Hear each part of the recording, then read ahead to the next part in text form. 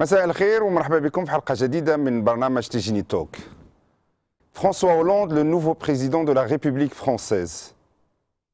C'est une grande surprise parce que c'est le premier président français depuis 17 ans, après plusieurs décennies de gouvernance de la droite à la tête de la République française. François Hollande, 57 ans, a été élu avec 51,67% des voix contre 48,33% pour le président sortant Nicolas Sarkozy. Pour commenter et analyser cette victoire socialiste et de gauche de François Hollande, nous avons avec nous M. Hassan Bouzta, sénateur PS, belge d'origine marocaine, mais également enseignant-chercheur à l'université de Liège.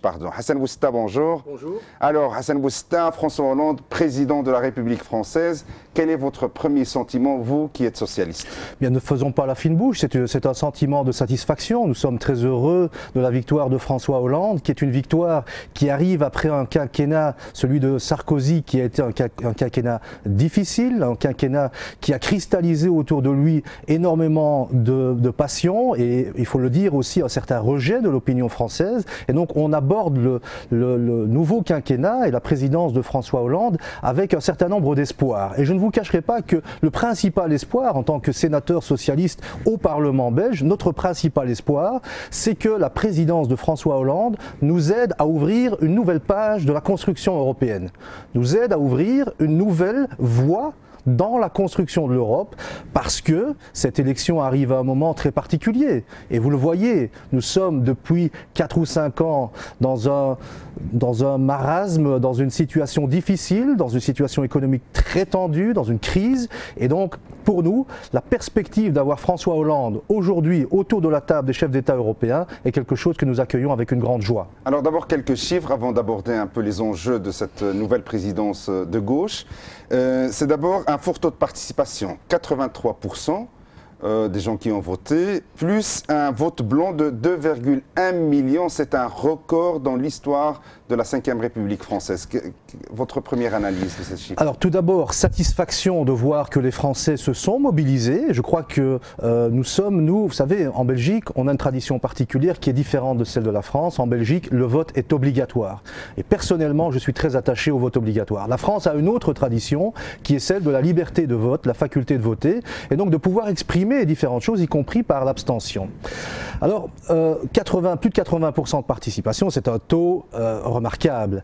Maintenant, il faut aussi noter que des appels ont été émis en ce sens, qu'il y a eu aussi des appels à se présenter au bureau de vote et à voter blanc. Ça a été notamment l'appel de Marine Le Pen, et qui a réalisé, faut-il le rappeler, l'extrême droite française, qui fait tout de même, et c'est là qu'il va falloir entrer dans l'analyse, parce que c'est le deuxième élément sur lequel il faut s'attarder, c'est de voir que l'extrême droite a conquis une grande partie de l'électorat au premier tour.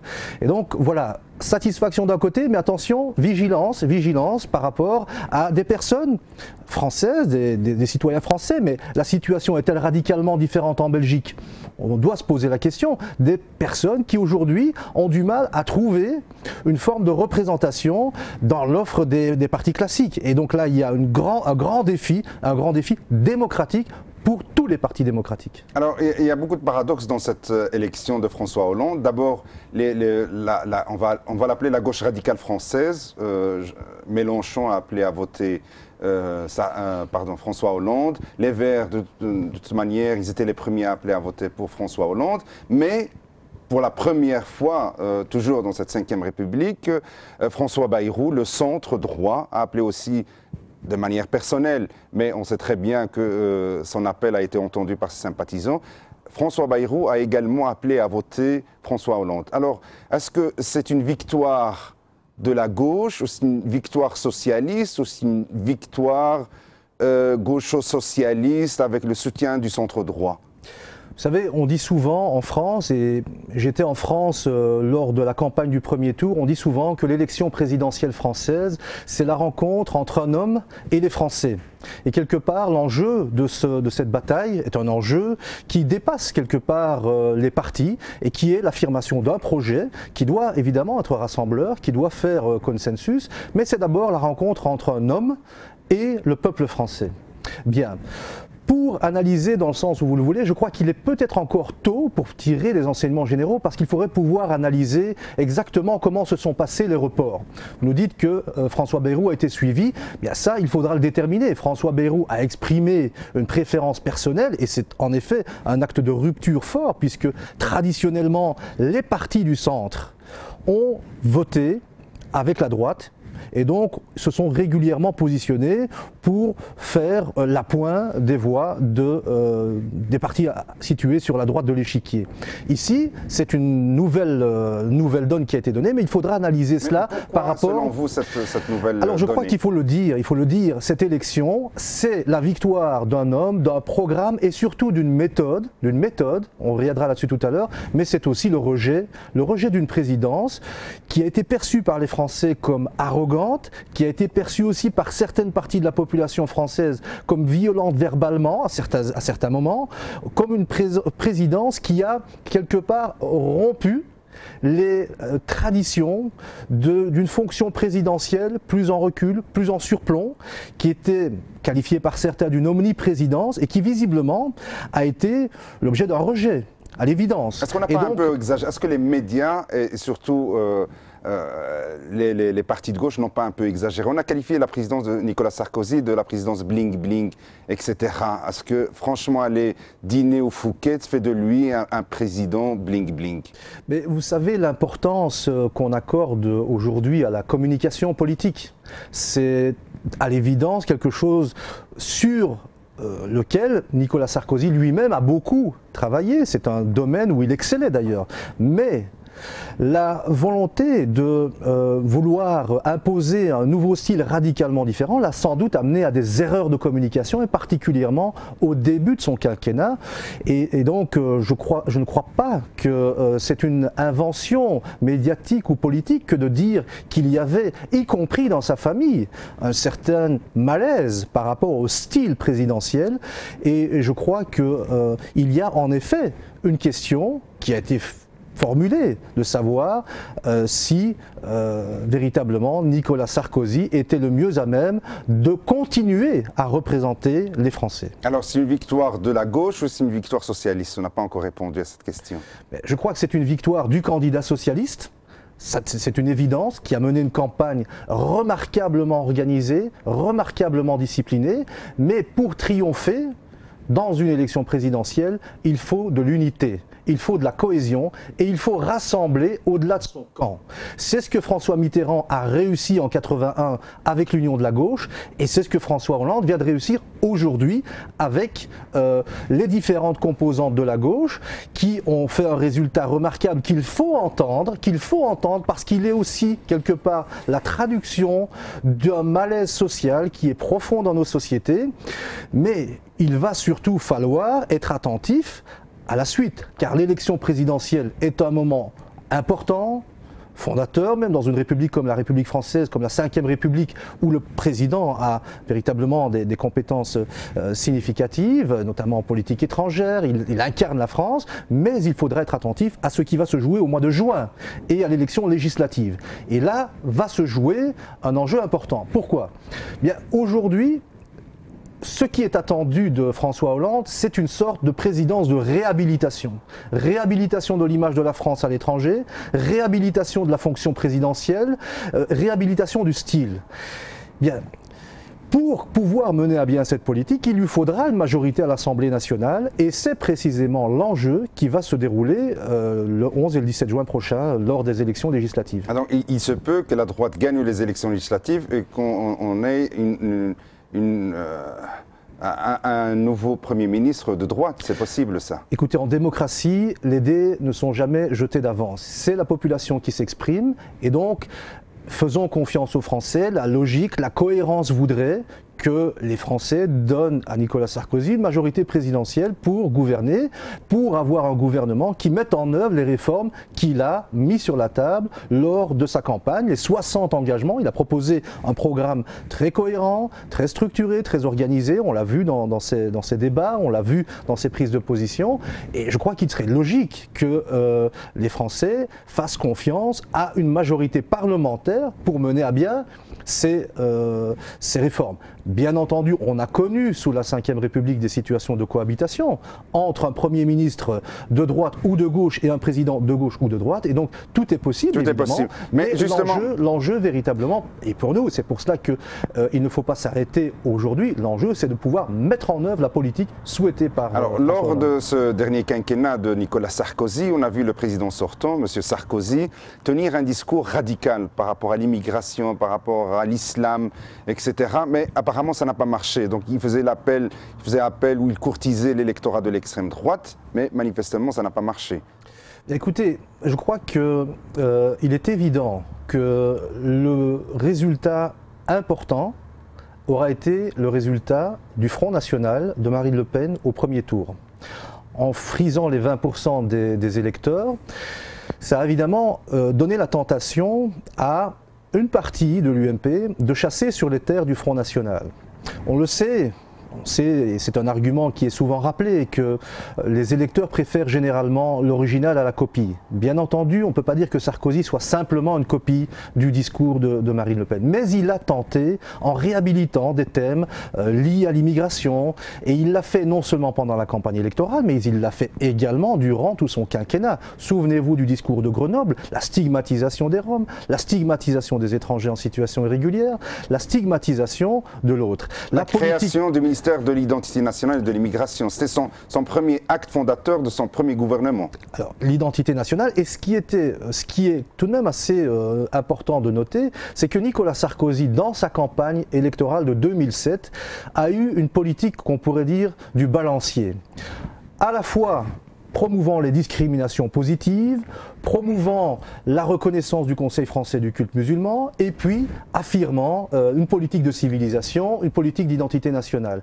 Et ce balancier, à un moment donné, cette politique du balancier est intenable. Et je crois que la population se rend compte qu'il faut, lorsqu'on se présente devant elle, des choix clairs qu'on puisse traduire en politique gouvernementale. Et sur ce terrain-là, et bien entendu, il y a une préoccupation de l'opinion publique. Il ne s'agit pas de dire que ces questions, qui sont des questions importantes pour le public, ne sont pas gérées, ne sont pas prises en considération.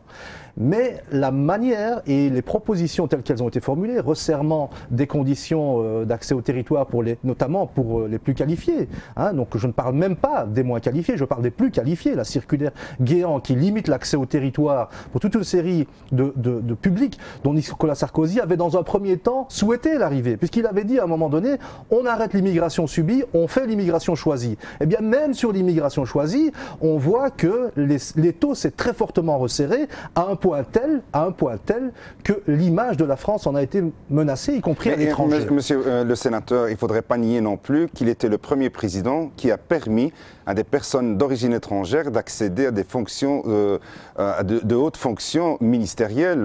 Je parle de Ramaya, d'autres ministres issus de l'immigration, Rachida Dati, etc. Alors, il a probablement... Ce que la gauche n'avait pas fait avant, peut-être qu'il va le faire cette fois-ci. La gauche l'a fait auparavant, probablement que Nicolas Sarkozy a poussé la logique plus loin, a promu, et c'est ce que je vous dis, dans cette politique du balancier, où on donne un coup à gauche, un coup à droite, eh bien, cette politique-là, au bout du compte, elle a fait long feu, puisque ni Ramayad, ni Rachida Dati n'ont terminé le quinquennat, et elles ont plutôt terminé dans une critique feutrée de l'action du président de la République, même si, plus récemment, Rachida Dati s'est engagée aux côtés de Nicolas Sarkozy, mais enfin, le sort qui lui a été réservé n'a pas été des plus enviables. Bon, ceci étant, ça a été le cas par le passé, de nombreux gouvernements socialistes ont aussi mené une politique de la diversité, de la reconnaissance, mais je reviens à un point, c'est qu'aujourd'hui, l'image de la France, la réputation internationale de la France est affectée aussi par la manière dont on traite, notamment les élites venues du Sud. Et je peux vous dire que j'ai eu l'occasion, lors d'une mission parlementaire, de rencontrer le président de la République tunisienne.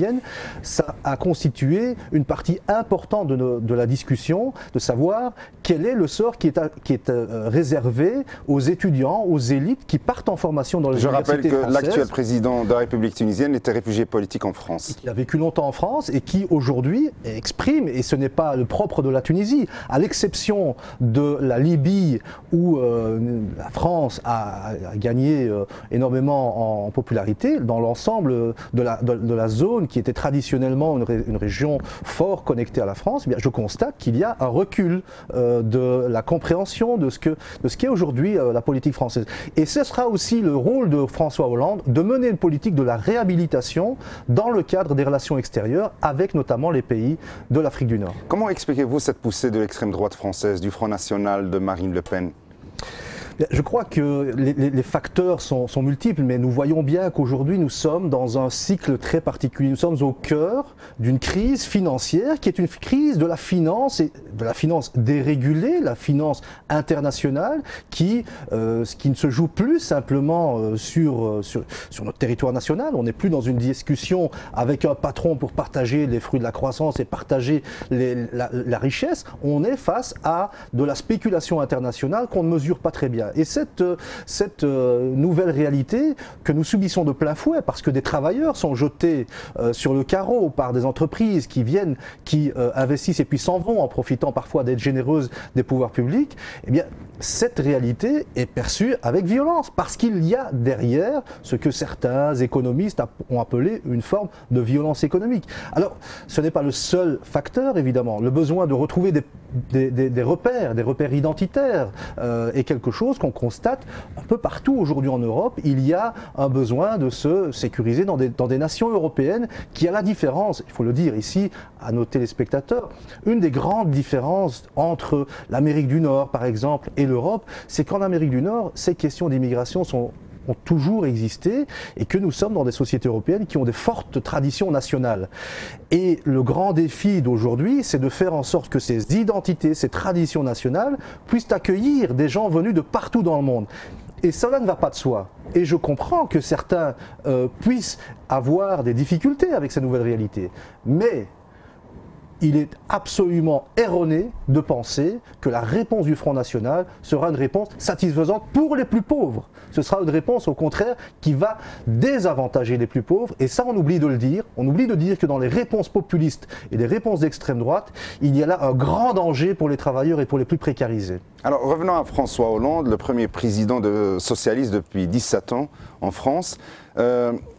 Il y a un an, monsieur le sénateur, il n'y a personne qui parlait de François Hollande. En tout cas, il n'y a personne qui pensait que François Hollande était le favorable pour remporter ces élections présidentielles.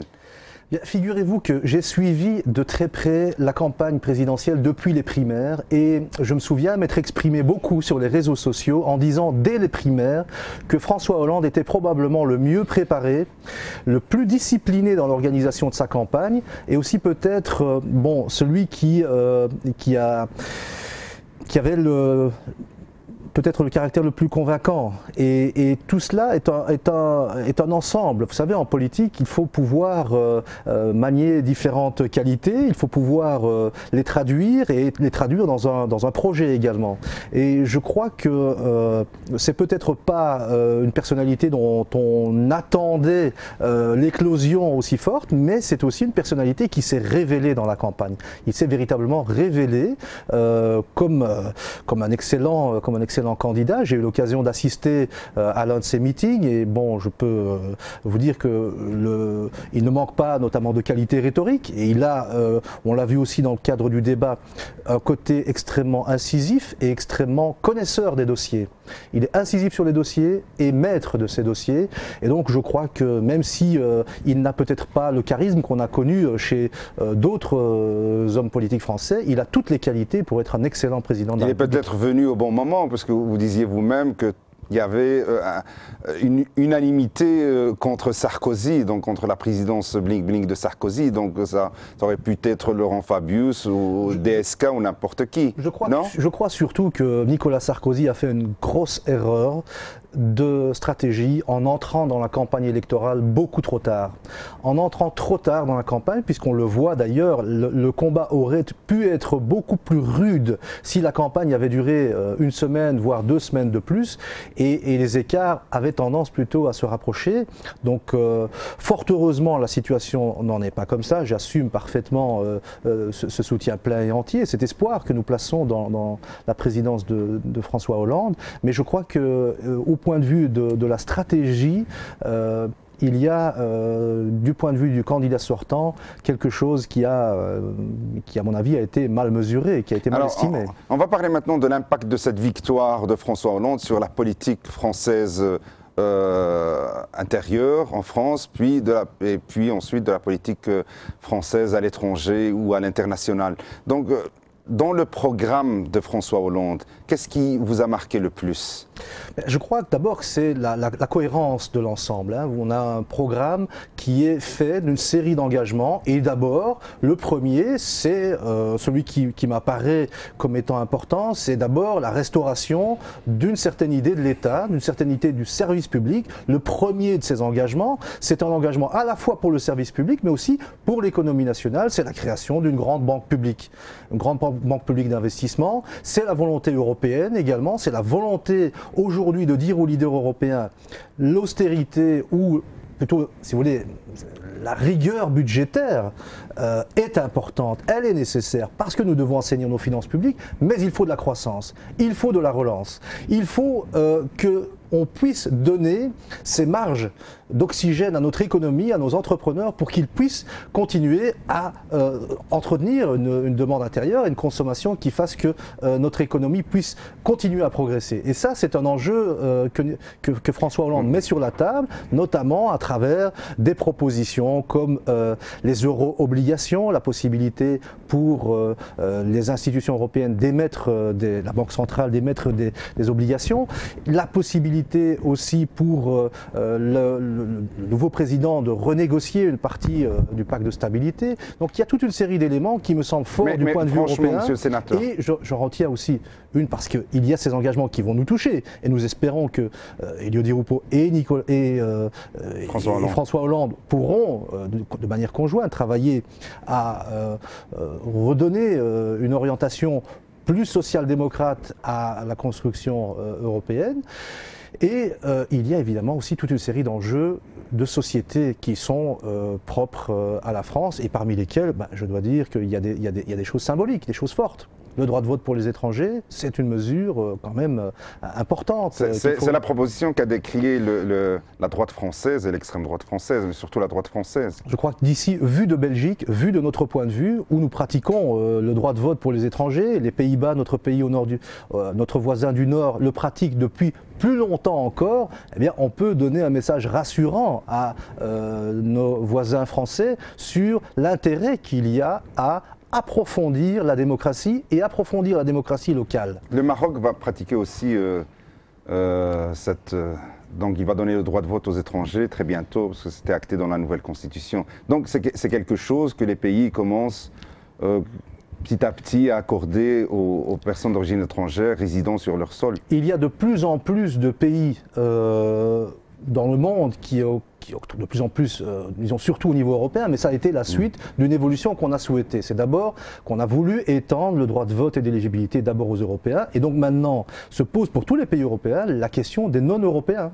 Est-ce qu'il est légitime, normal, que des gens qui sont installés de manière durable et continuent sur le territoire ne puissent pas avoir une fenêtre d'expression démocratique? Et je crois que de ce point de vue-là, c'est l'argumentation qui a été portée par François Hollande lors du débat face à Nicolas Sarkozy, je la trouvais extrêmement honnête du point de vue intellectuel et extrêmement utile du point de vue démocratique. Alors, François Hollande veut également taxer les riches, on connaît sa proposition, plus de 1 million d'euros, le bénéficiaire doit payer dans les 75 ou 75% d'impôts. Est-ce que vous pensez qu'avec ce genre de proposition, il va contrecarrer la crise économique que connaît la France?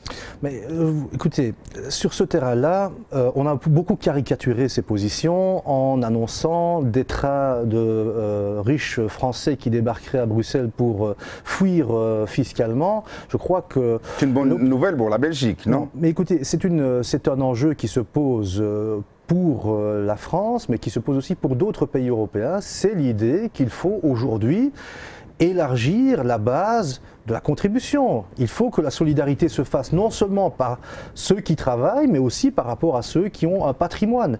Et la perspective, c'est qu'on ait plus ensemble au niveau européen vers des formes de taxation qui sont des taxations de gens qui disposent d'un patrimoine ou de gens qui vivent de spéculation ou qui organisent des formes de spéculation. Sur ce terrain-là, il a été très clair également. La taxation des spéculations financières est aussi au cœur de son projet. Et je crois que c'est une chose qui est importante aussi pour nous, c'est d'avancer vers cette proposition que le Parti socialiste porte, qui est d'élargir aussi la contribution des patrimoines, qui ne sont pas des patrimoines des petits gens ou les habitations personnelles ou ce genre de choses, mais les grands patrimoines doivent aussi contribuer à l'effort dans une situation où notre défi est de redresser les finances publiques. Alors, qu'est-ce que vous pensez de la politique internationale de François Hollande? Est-ce que c'est une bonne nouvelle pour les relations internationales, surtout les relations entre les pays arabes et le Maroc en particulier vis-à-vis de la France? Bien écoutez, j'ai été très attentif à son discours. Je sais que François Hollande connaît très bien les dossiers internationaux et il connaît particulièrement les dossiers méditerranéens. Alors limitons-nous au dossier de la Méditerranée qui est une région qui est la région du monde qui depuis la fin 2010 est le plus en ébullition, qui est la région la plus active. Bien, il y a des réalités extrêmement différentes dans tous ces pays de la région. Et l'enjeu aujourd'hui pour nous, c'est de ne pas perdre le train de ce que nous indique la jeunesse, de ce que nous indique la population de ces pays. Et ce qu'elle nous indique, c'est qu'elle a une aspiration profonde à la liberté, à la dignité et à l'égalité sociale, une forme de partage des richesses qui ne soit plus la captation par une clique dominante des ressources de l'État. Bien, cela doit se faire évidemment dans un dialogue permanent et sans paternalisme à l'égard de ces sociétés. Et je crois que François Hollande a cette sensibilité. Hier soir, lors de son discours à la Bastille, il a évoqué cette préoccupation. Il a évoqué la préoccupation des jeunes qui aujourd'hui demandent de la liberté. Il l'a dit très clairement, la politique de la France et la République sera fidèle à ses valeurs, y compris dans ses relations extérieures. Et donc, je crois qu'on peut espérer des choses positives, même si, Pardon, terminé. Je le dis, le grand danger, c'est une perte d'influence de la France et même de l'Europe dans la région. Parce qu'aujourd'hui, le printemps arabe, ou ce qu'on a appelé le printemps arabe, entre guillemets si vous voulez, le printemps démocratique dans cette région, a amené dans une première séquence une révolte de jeunes. Puis dans une deuxième séquence, une victoire électorale d'un certain nombre de partis islamistes. Égypte, Maroc, Tunisie, qui sont très différents les uns des autres.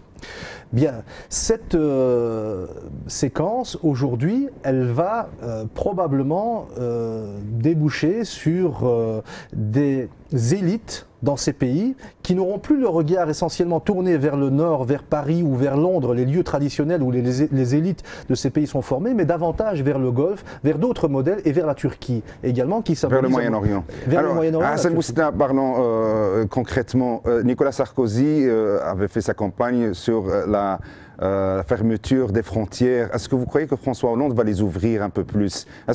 Un exemple concret, est-ce que les jeunes qui sont au Maroc vont obtenir plus facilement le visa pour rentrer en France avec François Hollande? Écoutez, je crois que d'abord, si on veut faire le bilan de la politique de Nicolas Sarkozy, il faut faire le bilan de sa rhétorique et le bilan aussi de sa pratique. Alors, la rhétorique dépasse parfois les faits, parce qu'il est une chose qu'il faut dire, c'est que la politique d'immigration, d'abord, elle se situe de plus en plus dans un cadre européen. Depuis 1999, la convergence des politiques d'immigration est de plus en plus forte et le contrôle qui est fait... Oui, mais concrètement, est-ce que vous croyez que François Hollande va ouvrir un peu plus les frontières? J'espère que François Hollande va être plus accueillant pour les étudiants, les diplômés, les techniciens, leur permettre de circuler plus facilement, parce qu'il y a un certain nombre de publics qui ont des besoins de circulation. L'échange, vous savez, moi je suis universitaire, pour pouvoir échanger avec nos collègues, travailler, il faut qu'on puisse avoir des visas pour faire des colloques, se rencontrer, collaborer, développer des projets.